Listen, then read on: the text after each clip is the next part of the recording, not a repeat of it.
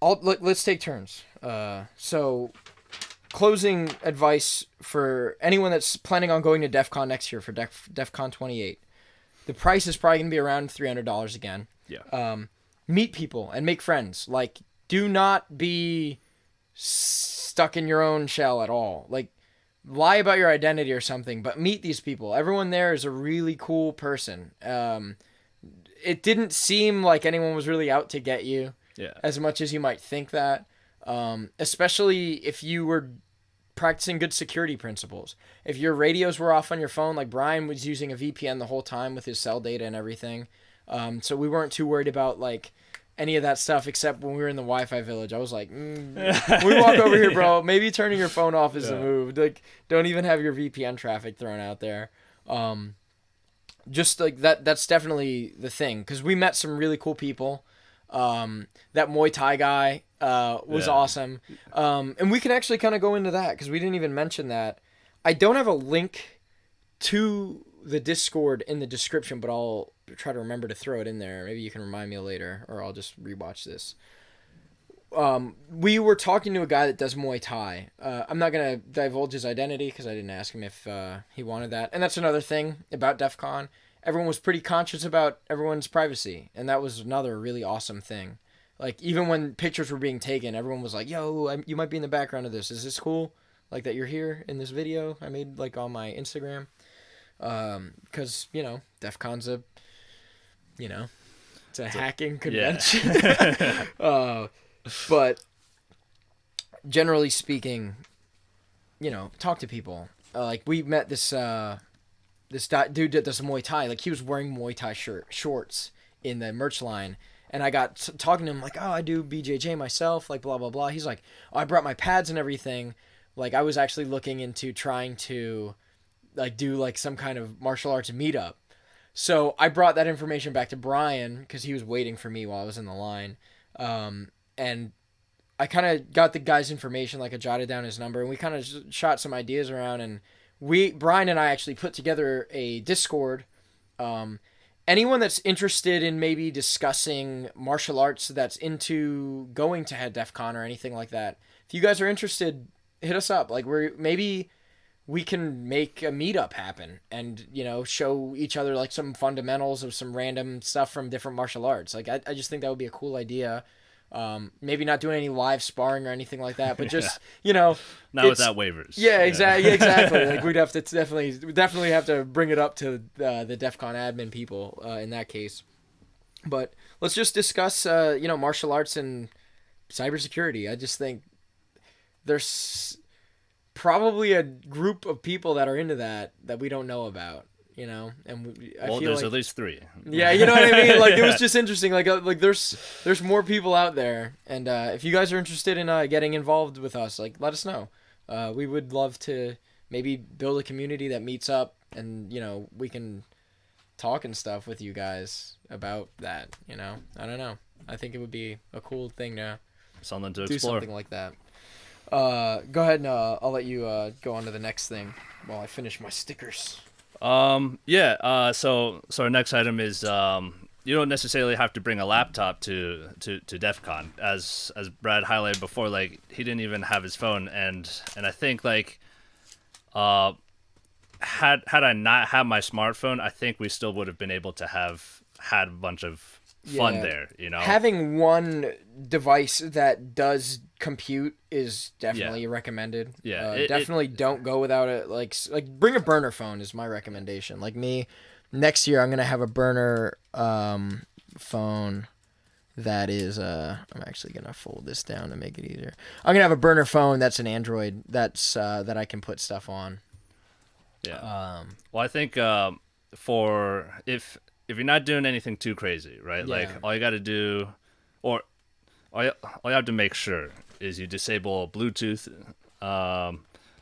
and Wi-Fi, and if you have a VPN and you're fairly confident that you're not, like, just changing passwords willy-nilly, right? Then you should be relatively safe, right? And also, DefCon does provide a secure Wi-Fi channel in which like the organizer of DefCon stakes his reputation on it, in which he says that like this is a secure Wi-Fi channel, right? But like there's an additional one that's like the Wild Wild West, where like you can do whatever you want on it, right? and that's the Wall of Sheep one. Yeah. So don't go putting any of your legitimate credentials out there. I had the idea of next year I'm gonna probably get a phone and I'm gonna change the host name on it to D's Nuts or something, and just like I'm gonna intentionally put myself on the Wall of Sheep, just so that I see that there and I can laugh at it. Definitely. I still would recommend, just because you're around the people that are on the cutting edge of hacking, dude. Unless you are yourself a security expert, do not bring your production phone there. Like, don't bring your phone that you use on a daily basis there. Especially if you don't have a VPN. Yes. Yeah. Bring a burner and, install every software that everyone tells you to. You know what I mean? Fuck around. See what happens, and then, throw that phone down the fucking drain and never fucking touch it again. Yeah, don't let it connect to your home network. Yeah, exactly. Fucking leave it in Vegas where it belongs. Tainted, in this tainted place. Alejandro says the third challenge is view only.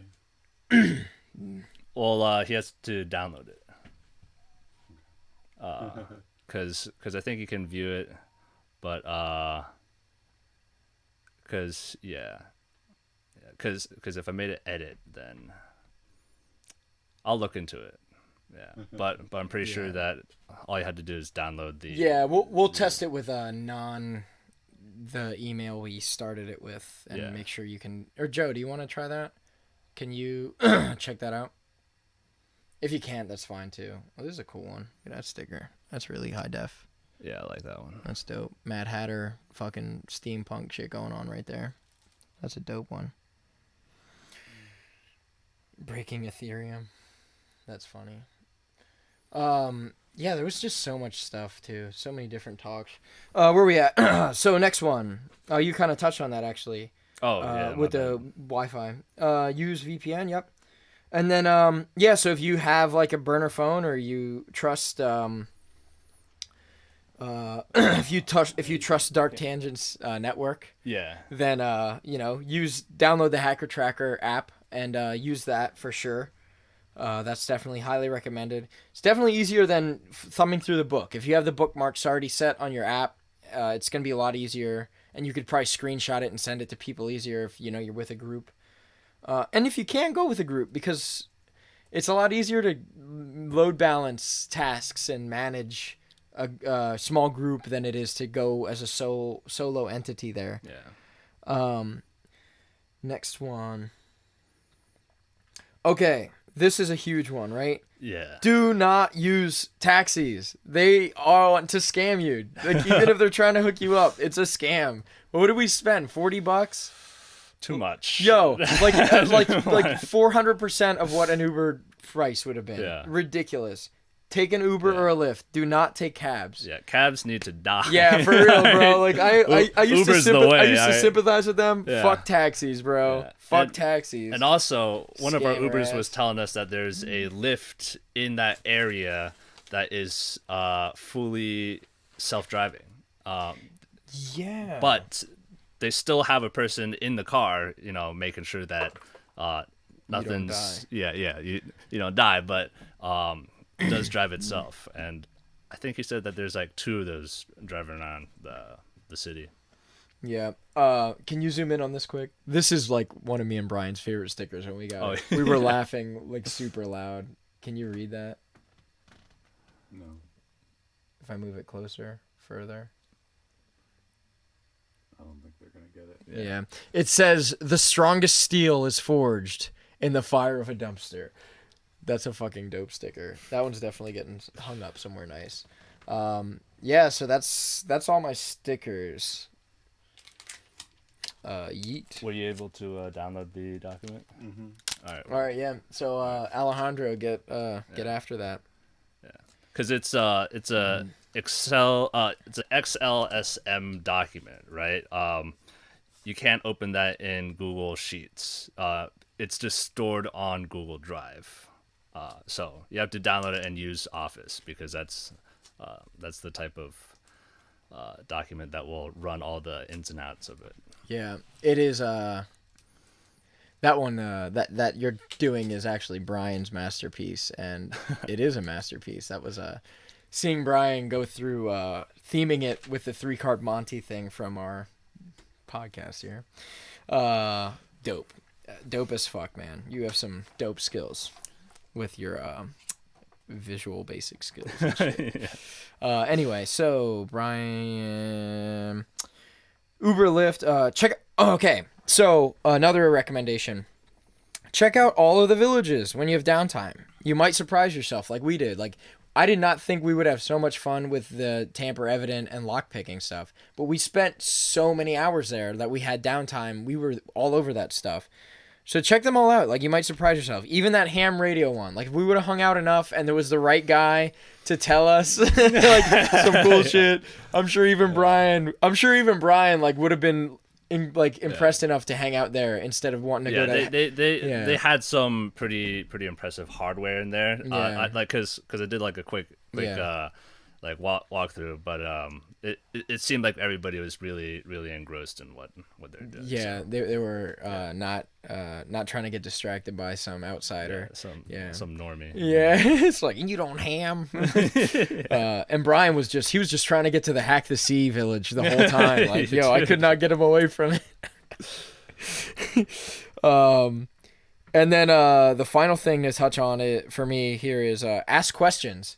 Ask people questions. Ask the goons questions. Like, they're there to help.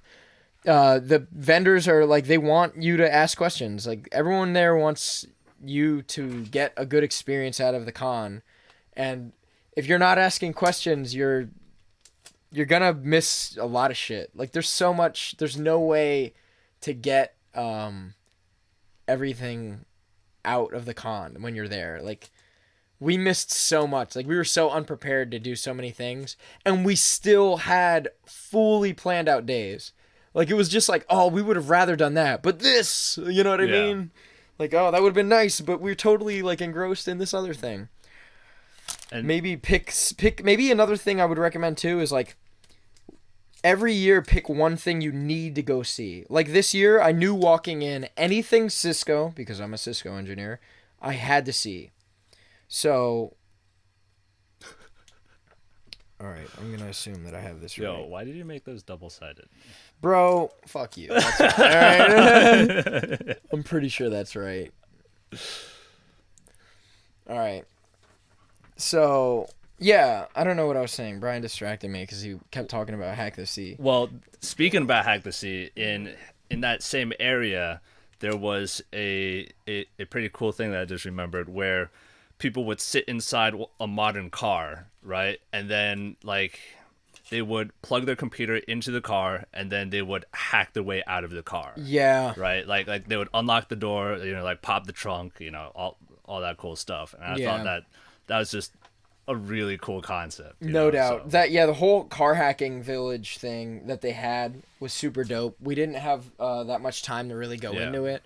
But they definitely had some cool stuff there. Definitely want to check that out.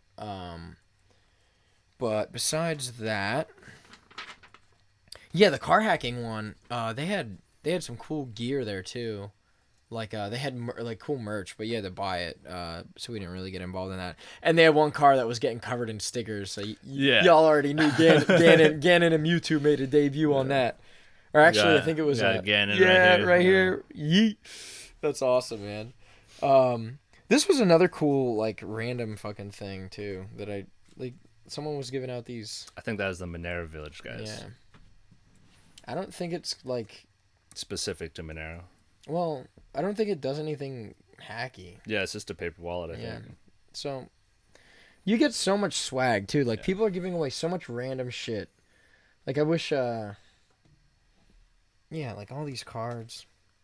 I don't even know what that is, and I'm not about to try to explain it because I don't even know what the fuck it is. And then the last day. So back to the con stuff, actually. So we're doing con closing. The last day of the con, they gave away like a bunch of these, and like someone threw a bunch of them on the floor, and I just picked them up because they were Dope. Maybe you'll get one of these if you fucking solve that scavenger hunt. But yeah, this is like a cool like micro USB, micro SD card adapter where you have the pinout for micro SD. So you make your own adapter. And the website, if you guys are interested in this, it's Hack Everything is their little motto there. HTTP blah blah blah exploitee.rs. So exploitee.rs. They probably have some pretty cool stuff all around that site. I didn't get to check it out myself, but really kudos to you guys for, you know, giving these around. I don't even know what I would do with this. Honestly, maybe I could make it in, like, I could easily, like, turn it into, like, a USB adapter, but it wouldn't look good. And, I'd sort of buy one if I needed that. Not sure. I would like to see some really cool, like, hacky applications with this. So if anyone knows anything about these, like, pinout adapters for anything like this, definitely let me know. Drop it in the description. I would definitely like to check it out. Or send it to me on Instagram. Yeah. I think that's the last, like, little bit of stuff. Yeah, man, I can't believe there are, like, you got people already going super ham on the freaking scavenger hunt. That's so cool that that's, like, happening already. Yeah, cool. Monero stuff, blah, blah, blah. Oh, and, over by the Hack the Sea thing that Brian was in love with, too. Yeah. This one guy had how to print, how to make you basically you 3D print this thing that beats these TSA locks. So there's these locks that exist that the TSA has these specific keys that you can't buy that unlock these locks. It's for, like, luggage and things, but a lot of guys know how to 3D print them, and they're all over the damn place, man. Yeah, it's like, hey man, you want, like, these like 2 packets on, like, exactly how you do it? It's like, all right. Yeah, fucking yeah. Yeah, exactly. It was like that shit's super in depth. Like, I think it even has a link to the file, like the dot whatever file, to just 3D print the thing. Like, yeah, and I noticed that, like, a lot of the people that you'll meet and the talks that you'll go to, a lot of these guys are really open about their stuff. They're like, hey man, like, you want to check out, like, the source code or whatever? Here's a link, you know? Yeah, everyone was super accommodating. Yeah. Oh, look, it's maybe what you can get. It's a prize with a bunch of stickers, including some of these stickers if you figure the scavenger hunt. Yeah, so, like, yeah, what's next on our list here? I think we're going back up. Yeah, that's pretty much it. So that's pretty much the con, guys. Now you're going to listen to me and Brian talk about Vegas and other stuff. Yep, miscellaneous... Hacker trackers. So I think we ended at the comedy show, right? That's where the thing we didn't talk about. Yes. So we went to the comedy show at the Paris, I think. Hotel. No. Hollywood. Planet Hollywood. Yeah. I can't remember the dudes' names. They were hilarious as fuck. Yeah. Definitely worth, like, check out some of the shows that they have to offer. Look for cheap stuff, because there's cheaper stuff to do. Like, how much was that? Like $20? It wasn't bad. Yeah, it wasn't too much. And we had 2 comics. Like, it was 2 comedians. Well worth it. Highly recommend it.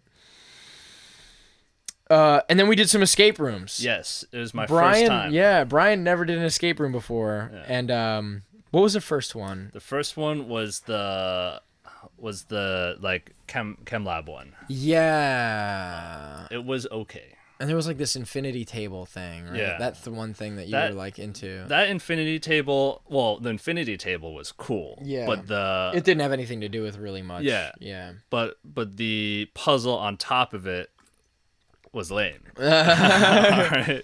Because, like, it was just, like, beakers that you would move around, and then, like, you'd have to, like, read the beaker numbers and, like, correlate it with stuff. I'm like, dude, I don't want to do this. Yeah. It was a little janky for sure. And then one of the things was that there's just a black box hidden in a dark room in the corner, right? Like, that's not really... Yeah, like, that was whack. Yeah. And it was just, like, a super dark room, and it was a small box, so, like, we missed it. And it's just like, wow. It cost us, like, a couple of minutes. Yeah, like, we had to get a hint on it, I think, and it was like, oh, look in the corner. And I'm like, Like I just sucked my teeth when I found it. I'm like, really, bro? Like, what is this? Like, this is like lame as shit. Yeah. The second one was a lot better. Honestly, like I thought that one. I've been to a bunch of escape rooms. Yeah. Despite there being some janky stuff in there, it wasn't bad. Like, it wasn't a bad escape room. Oh, the first one? It was marginal. Like, that was a pretty decent escape room, worth the money. Not worth writing home about, kind of thing, you know. Gotcha, yeah. Unless it was your first time and you don't know have a frame of reference. I didn't have. But we got reference, to we got to make a frame of reference Yeah. with the second one. Yeah. The second one was my second horror themed one, and it was good. Yeah. Like a few jump scares. The first puzzle was whack. Yeah. Well, it's just because we didn't read too in depth into the clue that we found. That was just like the only clue in the area, right? But after like the guy was like, read the fucking clue that you picked up, right? We're like, oh, okay, and then then we well, it figured was like this like bug zapper thing. Yeah. It flashed at like weird intervals, and I wasn't paying attention to that. And Brian's like, "Oh, that's the code for the lock." I'm like, "That's the gate." Like, that's the dumbest, like lamest fucking thing, dude. I was so upset like that was a thing. It like unmotivated me to do anything, and then I got scared. I'm like, "All right, I'm back in this." I'm back in the game. Yeah, you started like stacking Yeah. everything against the door. Yeah. Well, like it was like the serial killer's coming back, and we have a time limit to find our way like out to save these people, because there's like a serial killer in a cabin or whatever. This place, the building that did this, like they had a pretty like legit thing. Yeah. And the dude, like there was this one thing called claustrophobia. Yo. Dude. Yeah. It Like the was dude, right when I like went over to like look, like take a gander at it, he's like closing it. He's like, "Oh yeah, this is my thing. Don't Yeah. look at it." Like but, fucking. But he couldn't like close all the way, so he's just like trying to make himself all wide, yeah, you know? It was so fucking like ridiculous. I'm like, bro. Like, all right. Sorry, your thing's so legit, man. Like, yeah. Sorry, like I'm a super like I'm making my own like competitive escape room in Vegas. It's gonna be like I need to know like your fucking weird shit that you do with this thing. It was so Their dumb. entrance was cool though, in which like Into the we escape walked room. in, and then there's the bell and the sign that says ring the bell for help, right? You ring it, and then the telephone starts ringing, right? And then like you picked it up and you had no idea what's going on, but like behind you there's the code for to input into the phone to open the actual door. Yeah. And I thought that was really cool how like the first thing that you do like sets you in the mood, you know? Yeah. No, I agree, and I don't think I've ever been to an escape room that does anything like that. Which was really dope. I'll definitely say that. Yeah. So. And this one had, like, we didn't make, this one, you were supposed to have more people than we had. Yes. Like, we had, like, bare minimum, just me and Brian. Yeah. And we were, what do you call it? We were going to make the leaderboard, but we were running out of time. And there was a second, like, a mini segment thing. Like, it was, I was close. You had to send, like, this, like, body part through a thing that was on a chain that, like IR, like it magnetically connects to something, and we just like it wasn't necessary to win, but it was necessary to get to the leaderboard. I don't know, like we got out and it was like mad weird because like we crawled out and it's like, oh, is that it? Like, it was like a little tunnel out of the room. Real anticlimactic. Yeah.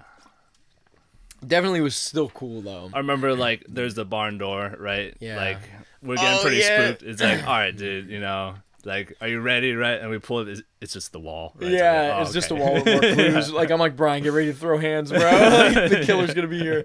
But yeah, I was like taking like couch cushions, everything I could. I was putting it against the front door, just in case, like, while we were in the other rooms, if anyone came in, all that shit would have fell and we would have definitely heard it. Like, there's no way we would have missed it.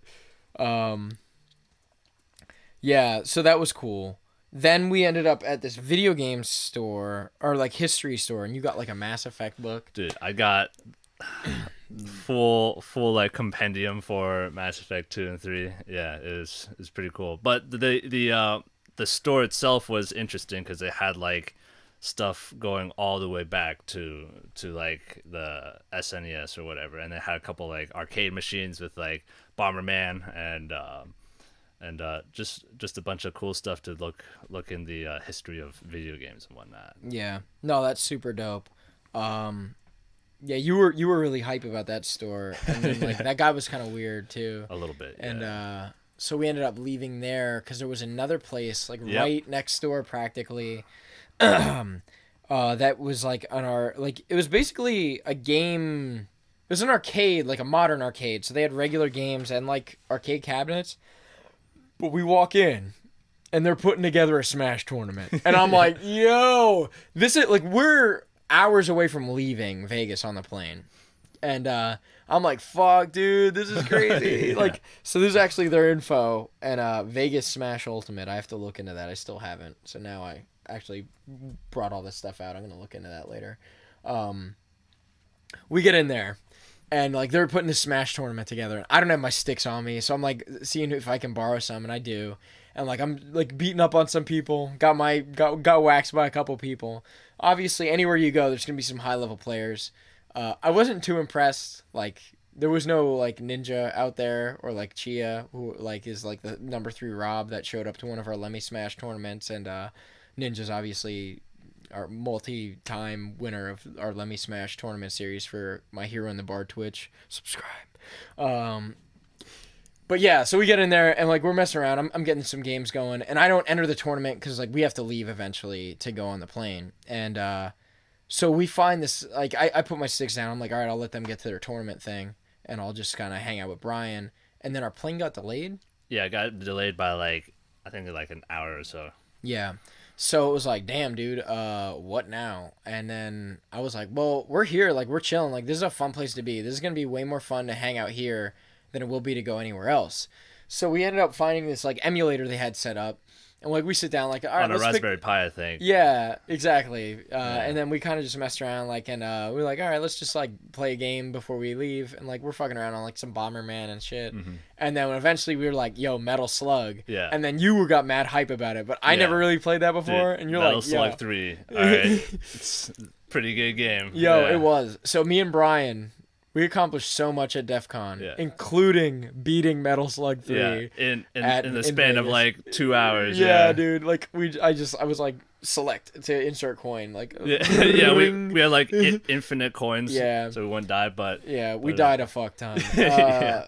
And yeah, it was honestly it was a solid arcade game. I never really played Metal Slug before. It was a lot like Contra. I don't know if anyone out there knows anything about it. towards some of the more hectic parts, the Raspberry Pi was really struggling, and it would Oh get man, like 10 frames. Yo, you for know? real, the Yeah. frame lag was crazy.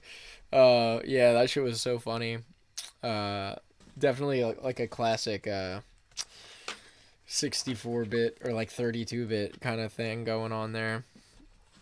So that was super cool. And then after that, we went and got Mexican. That was dope. Yeah. Great, dude. Mexican food in Vegas. Get it. It's so good.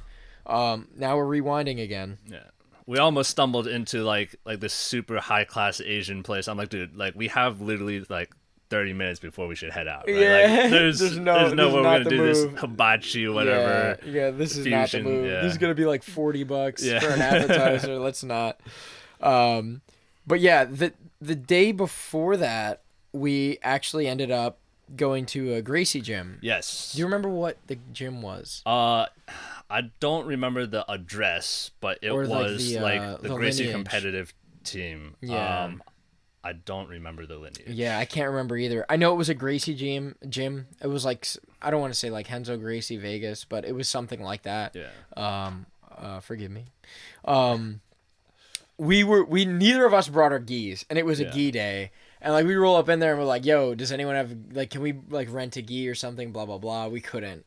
And they were like, but just hang out, stay for class, like we'll fuck around. Yeah. It'll be a good time. Which is pretty cool. It was super cool. Yeah. So we stayed for a class. They had an actual warm up. Dude, Yeah. the warm up, like at my gym, our warm up's like 5 minutes or 10 minutes, whatever. Dude, this shit was like 30 fucking minutes, bro, of warm up. It was ridiculous.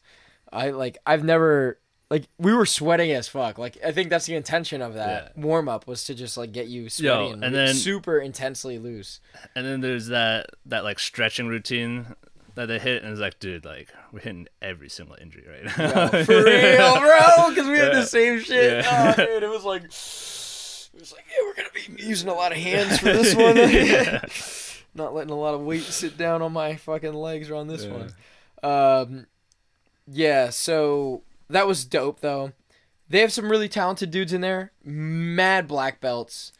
Female black belt in Yeah. there actually. I can't remember her name. She was really nice though. Yeah, Doubt she she'll was the ever watch receptionist that. podcast, but Yeah. you know, it was really cool. You guys letting us come in there.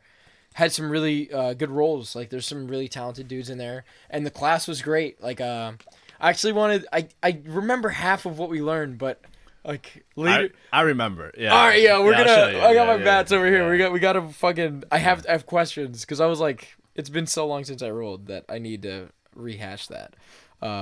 Yeah, so that Gracie gym out there, highly recommend it. We wanted to hit the 10th planet, but Yeah. you know, it just didn't happen. Yeah. And yeah, so that Gracie gym actually charged us $30 Yeah. for the mat fee too, which is a little steep, but you know, still well worth our Yeah. time and money because, like I said, it was a fucking huge ordeal. Like we did so much, and yeah, you have written here too, like instead of like open mat at the end of class, they just kind of did like a round robin kind of like King of the Hill thing with different positions. And I thought that was awesome. Yeah. Definitely not something we do typically in my gym. So it was super cool to get to do that. Like I had a lot of fun doing that. Yeah, anything you want to touch on that?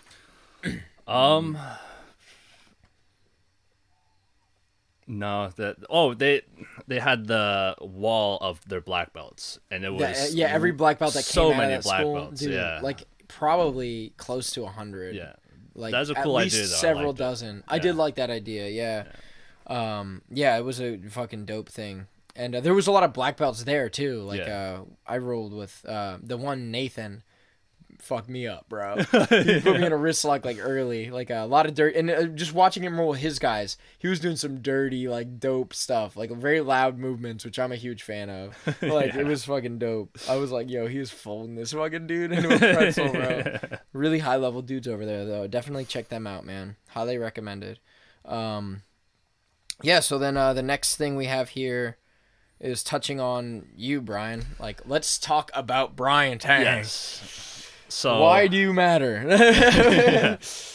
So I work for A bank. yeah, I work for a bank, and I do cybersecurity, right?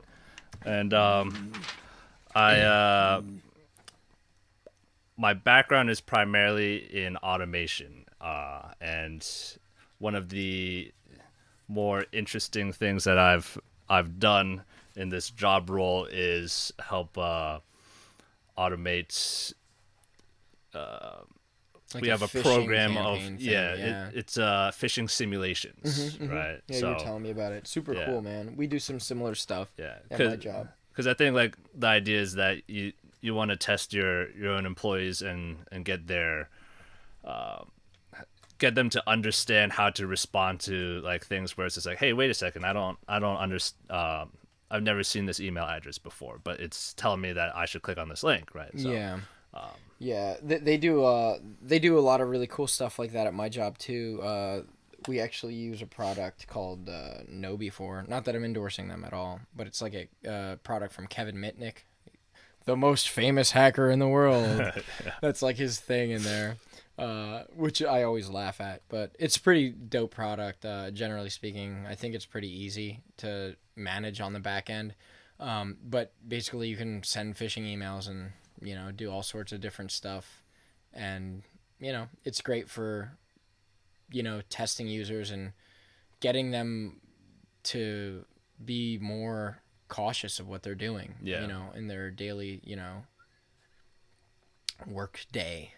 Don't just click on everything you see in the right when you get into the office. Yeah. Take your time and drink that cup of coffee before you go clicking on everything. Be somewhat aware of what you're doing. Security's important. yeah. And most of my a lot of what I like to do is actually tied with like Microsoft Office products, right? Like I write a lot of macros to do the functions that are required. So they're like tied into all these things, and like you'll be able to see it in the third scavenger hunt that we have. I kind of utilize some of my skills that I've accrued in doing automation stuff to create that third scavenger hunt. Yeah, definitely dope. That was awesome watching you put that together. Actually, your Visual Basic skills. Yeah. Hire this man.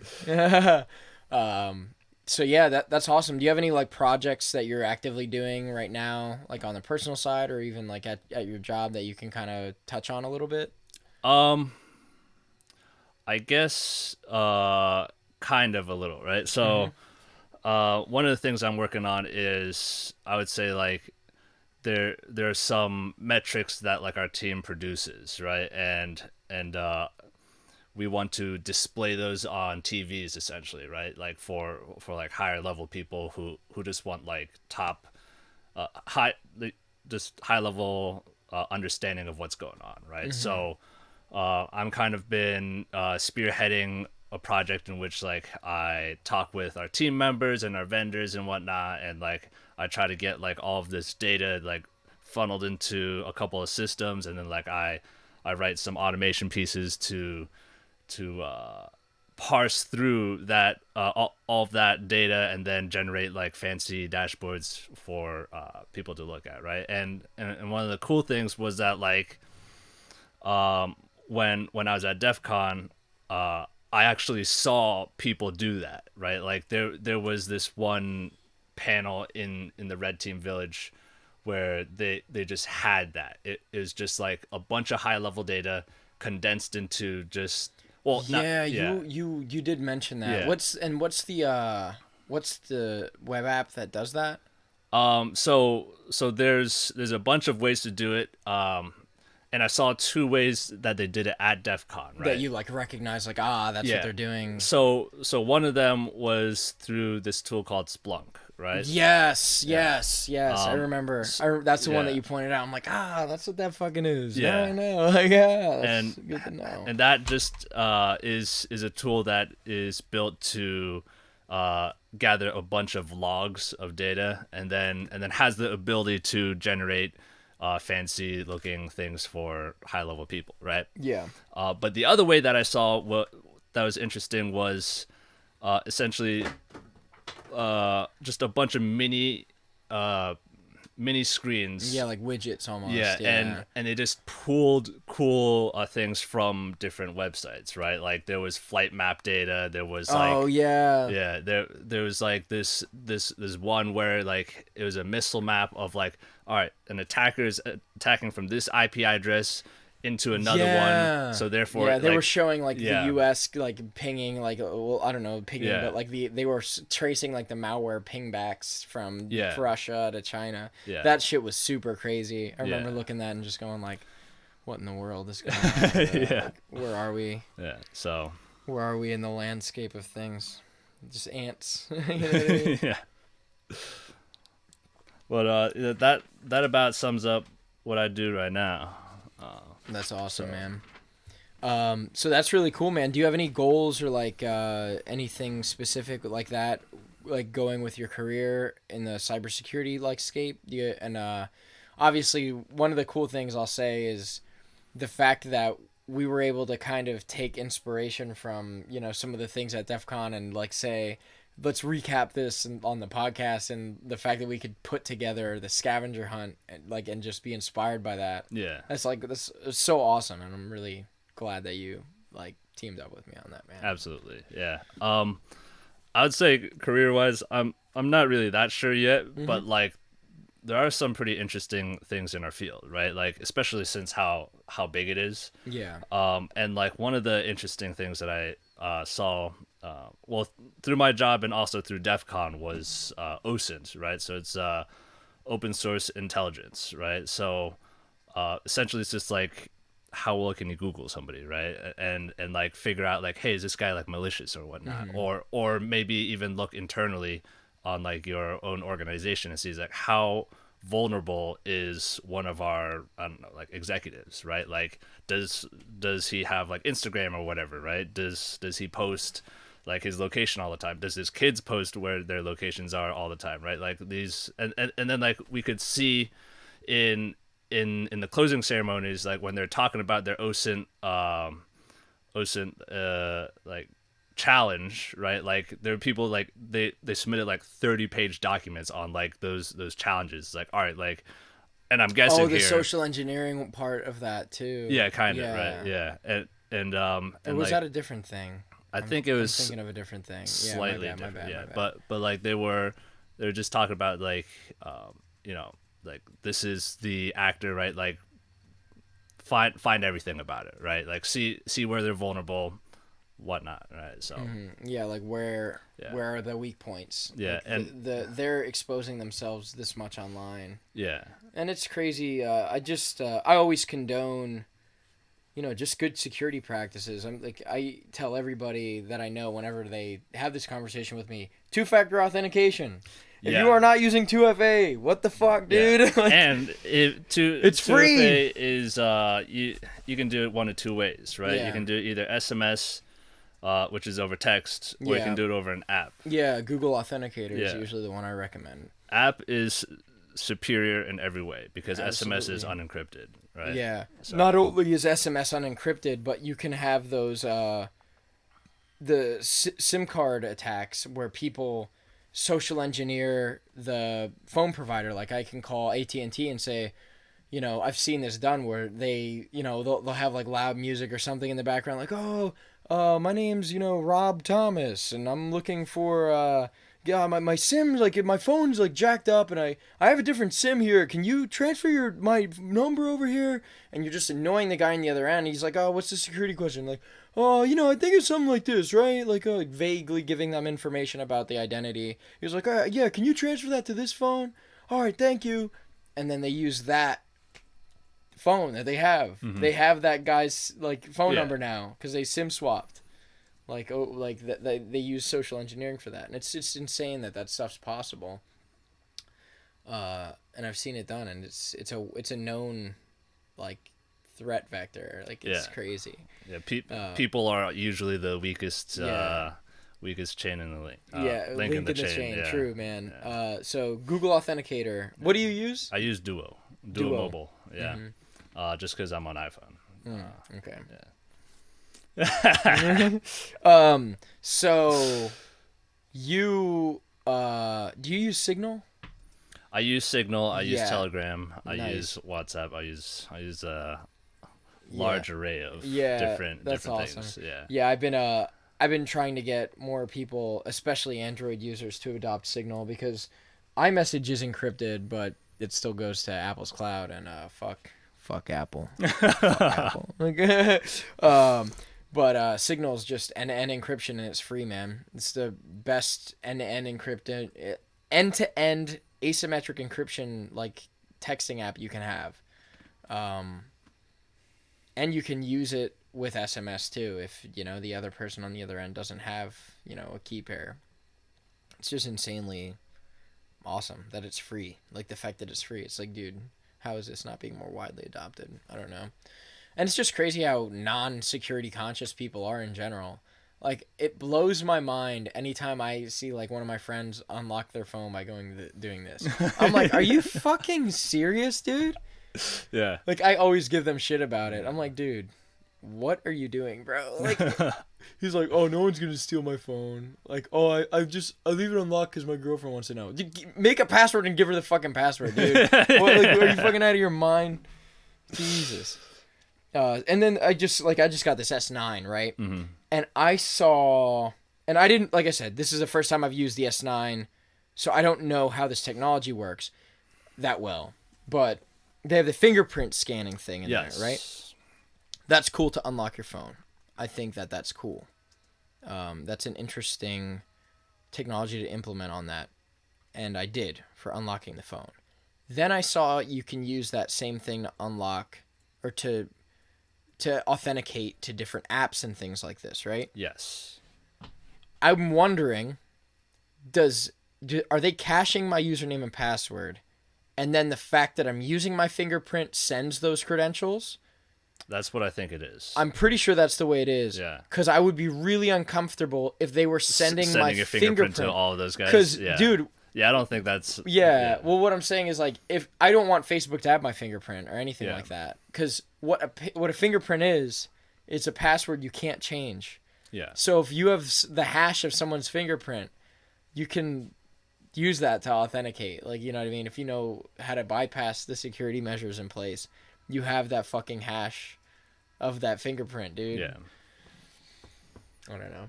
I'm just thinking out loud here. It's just random shit. But, you know, just security conscious things I've been thinking of the last couple of days since DefCon 2. But yeah, man, I don't know. I guess we could touch on like BJJ and stuff. Are you, you are currently training at Balance?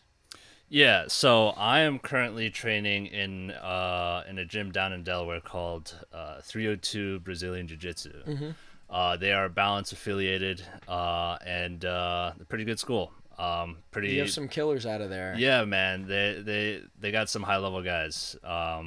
Especially like people that have come up to Submission Arena, you know, like John and a couple of others. But, yeah, I'm trying to get John Lyons and his brother to come on my podcast. Actually, yeah, yeah, good dudes, man. Yeah. Like every time I met them, they seem to be pretty down to earth guys and really really intense. Like they take the sport really seriously. Yeah, from what I've seen, like they're just they're real martial artists. You know what I mean? They're real martial artists.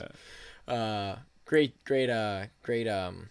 like they have like the lion heart, you know what I mean? No pun intended. Really cool stuff though. But you are planning on actually coming back up to the SAS squad. Yes. soon. So based off of just things shifting around at my job, I'll probably be moving back up to PA area, Lehigh Valley. And then hopefully within spitting distance of Valley.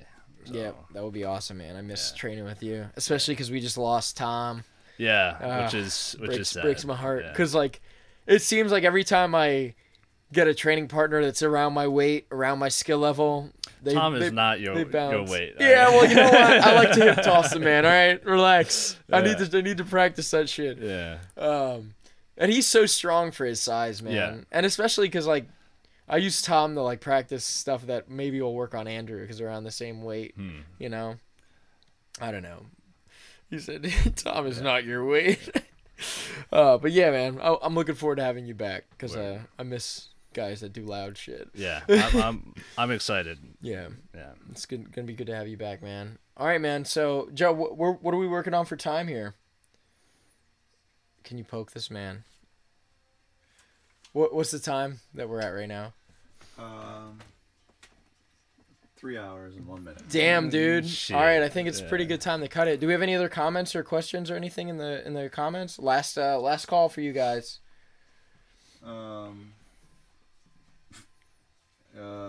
Avocado says DefCon white hat.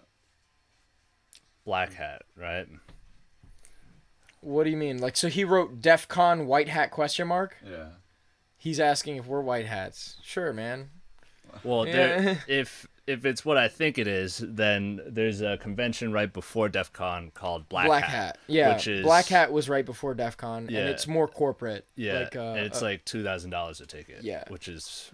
Yeah, DefCon was $300. Black Hat's like Yeah. well over that, like $2,000. Yeah. There is a convention before that called B-Sides, which is free, and they do conventions all over the country, and there's a couple coming up in like Philly and Delaware, which I'm looking to potentially check out. Yeah, definitely. Actually, that seems really like an interesting thing. Maybe we could kind of promote that because I do want to go with you to B-Sides. Yeah. So if you guys are interested in coming to B-Sides, man, hit us up. Yeah, and if you want to like meet up, maybe we can all kind of talk about martial arts in this threat landscape right now, and different, whatever projects you guys are working on. I'm always interested, especially if you're in the area. I'd love to meet up. Maybe even have you on my podcast. Subscribe.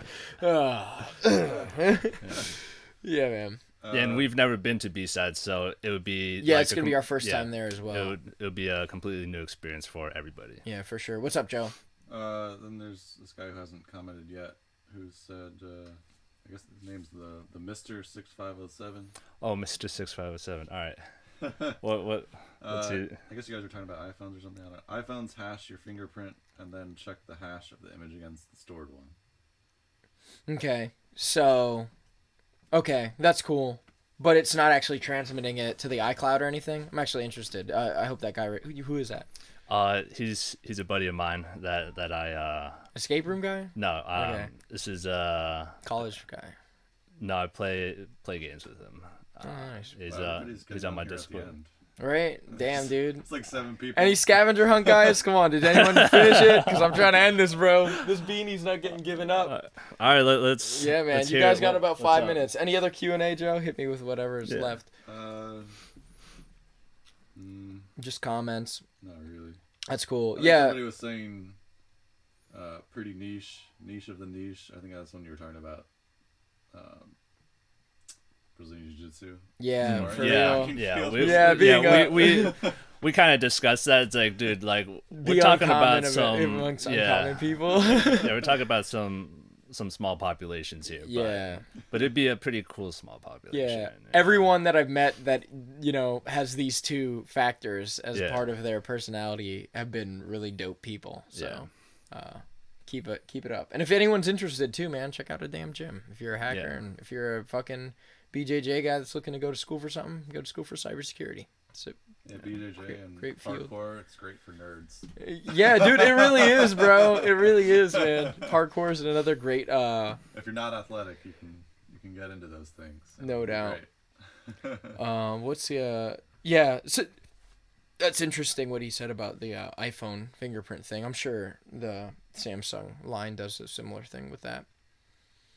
And it makes sense. I was just like hashing it over in my head, but I just wanted to kind of be like throw it out there as like another thing I was thinking of. Like, I hope this isn't a thing, and I hope no one's doing this, because that's fucked up. That's not what you're supposed to do with that.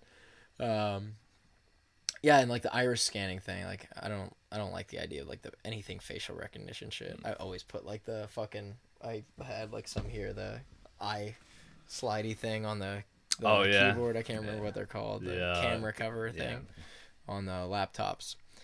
Yeah, man. Yeah, I don't know. Do you have anything else you want to throw out there? Any shout outs? Any recommendations for up and coming like cybersecurity experts or anything like that as well? Like, Well, check out this Twitch channel. All right. my man. Yeah, we play Smash. Up and coming security stuff. Like any advice you want to give, like any athletes or even just people interested in, IT in general? If you're interested in IT, let me think here. Then I don't know. Like I think learning how to code in a couple of different languages really helped me, because like learning my first coding language was an interesting time, right? And then learning the second one, I started to understand that like coding languages are just different ways that you want to talk to the computer to get the same thing done, right? And then like after that, I've kind of realized that like once I know what's possible that I can do to a computer, right, or make a computer do, then all I had to do is know how to Google on how to say it, right? In the other language. Exactly. Yeah. Right. So like even when somebody's like, hey man, can you check out like my Python script or something, and like I've done like basically no Python, right? Like I can still parse through it and like Google things like what exactly does this do, and then I'll understand like looking through Like, it and what he's trying to do. Yeah. So I think That's really cool, man. Yeah.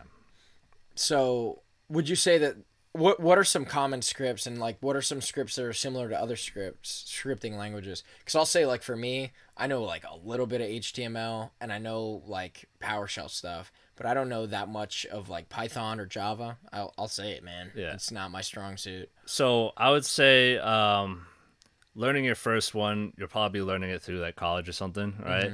And like learning a language that does memory allocation, is probably a good first one because it's harder than the newer ones such as Python, right? And what that means is like, let's say I have like just like in basic mathematics, just like a variable, right? Like I have x and memory allocation kind of means like, all right, I want to say that this variable is either an integer, right? Like it's a number, or it's a string, right? Like it's words or Text, whatever, yeah. right? So doing a language that does that first, well, doing that first and learning a language like C++, right? Will make it easier for you to learn or translate other languages, right? Because if you learn something that doesn't allocate memory first and then like you have to try to learn that concept and like on the fly, it's gonna be a rough time. So That's interesting. yeah. And HTML is pretty useful just because like it's you can integrate it into a lot of things that you work on, right? Like for example, like there's a way that I can translate the stuff that I do in Microsoft Office in Visual Basic, which is the language that Microsoft Office products use, right?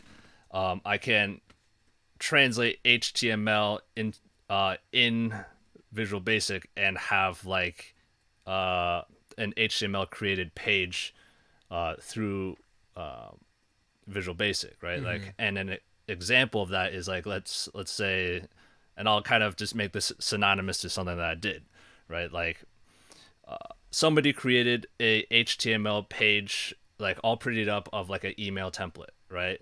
And essentially what I did was I had Microsoft Outlook utilize that HTML to create a template for like just various actions that you would do, right? So HTML is pretty malleable just because you can integrate it into so many different things. So That's interesting. yeah.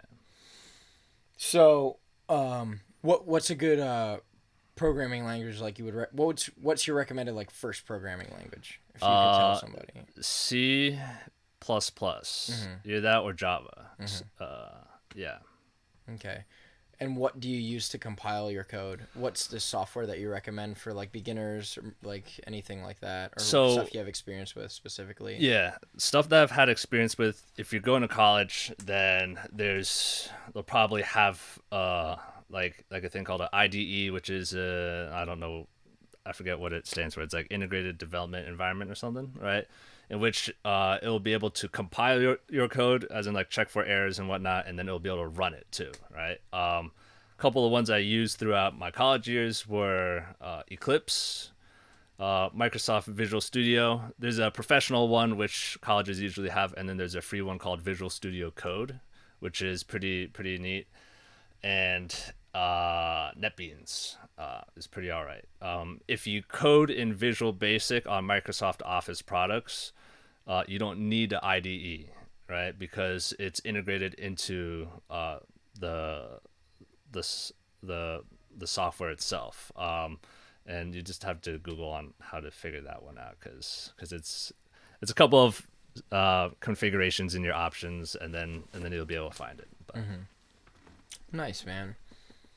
That's cool. So, all right. I don't know anything else specifically I want to really ask because we're pretty long into this. Yeah. But dude, thank you. That's good information. I definitely want to work with you more on like some coding projects so we can mess around and do some more scavenger hunt kind of stuff. So, thank you for coming out today, and Absolutely. I always appreciate spending time with you, and I appreciate you coming to the con with me, and I look forward to future projects that we can put together, bro.